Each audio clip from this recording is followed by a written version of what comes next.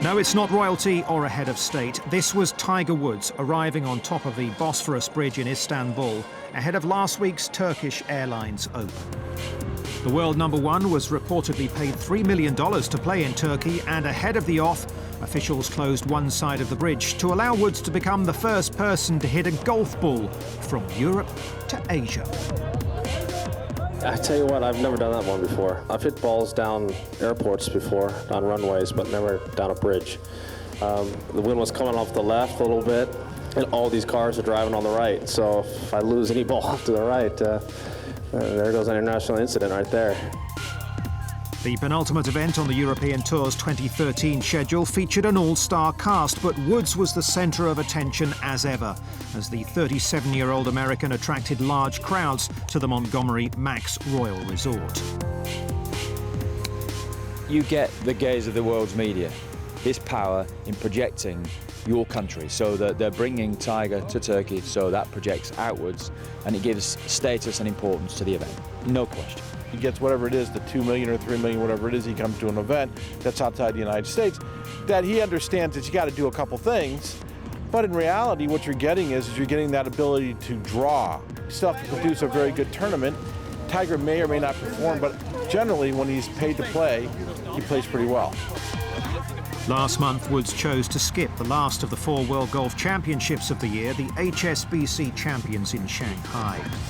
Instead, he opted for a lucrative exhibition match against Rory McIlroy in China and upset the sponsors in the process. But Woods insists it wasn't a snub, simply a matter of getting his end-of-season schedule balanced to allow him to recuperate after a busy end-of-season schedule. When I played against Rory, I was a little bit on the rusty side because I really hadn't touched the club for a couple of weeks.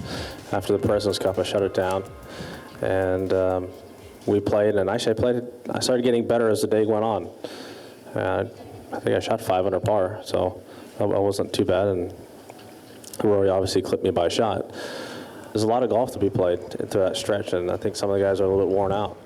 I know Adam used to play the European Tour, he doesn't anymore, but you know, guys of Ernie, Charles, they go back home and support their home tours as well down in South Africa. So they're playing year-round, non-stop, and they're playing a global game.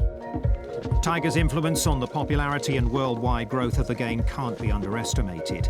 He's played a pivotal role in its success over the last 2 decades, and now he's expressed his ambition to play in the Rio Olympics in 2016, seeing it as a new arena to showcase golf around the world.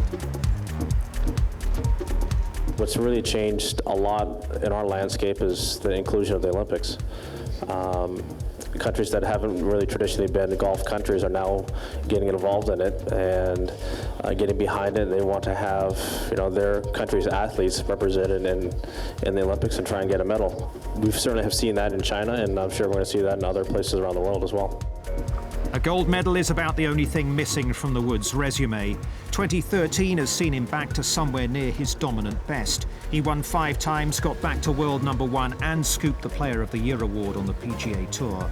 But significantly, he didn't win a major, and it's now 5 years since he won one of golf's biggest championships, as he continues the pursuit of Jack Nicklaus's record of 18 majors.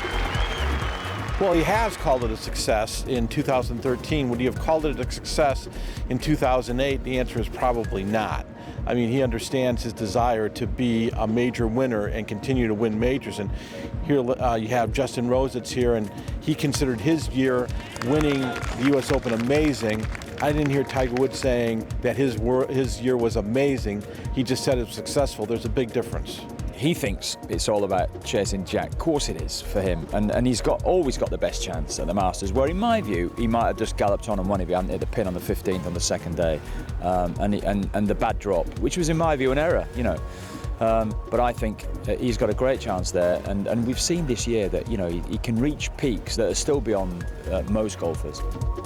Yes, it may not have been quite the year Woods was hoping for, but the signs are there, and 2014 promises to be a season where, especially at the majors, you do well to keep your eye on the Tiger.